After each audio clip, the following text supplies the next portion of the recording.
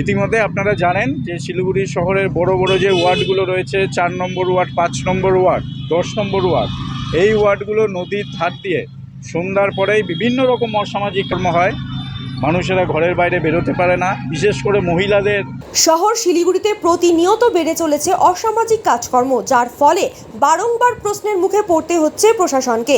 বিগত কয়েকদিনে বারংবার অপরাধমূলক ঘটনা ঘটে চলেছে শহর শিলিগুড়িতে।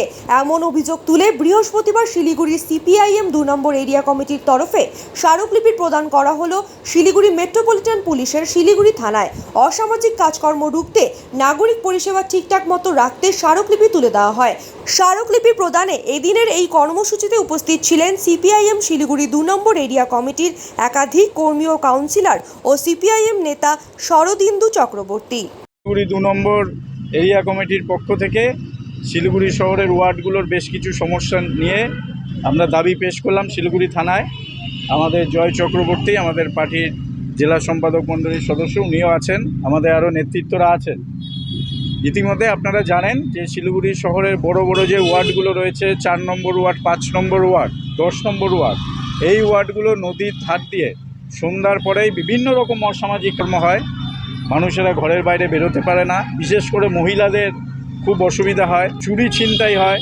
রেল লাইনের ধারগুলোতে অসামাজিক কাজকর্ম সন্ধ্যার পরে বেড়ে যায়, কম বয়সী যুবকেরা এই কাজ করে।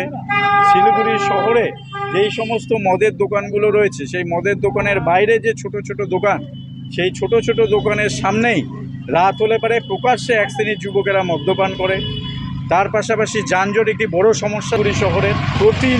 প্রতিদিন মানুষ তীব্র হয় মধ্যে হয় এই যানজট সমস্যা একটা আকার নিয়েছে শিলিগুড়ি শহরে। অফিস আওয়ার্সে এবং ছুটির সময় স্কুল অফিস দেখবেন, হিলকার রোড, পানি ট্যাঙ্কি মোড়, বিধান রোড, সেবক রোড, বর্ধমান রোড, যে গুরুত্বপূর্ণ রাস্তা, সেই গুরুত্বপূর্ণ রাস্তাগুলোতে তীব্র যানজটের সৃষ্টি হয়। স্কুলগুলোতে শুরু বা ছুটির সময় যানজট হয়ে যায়।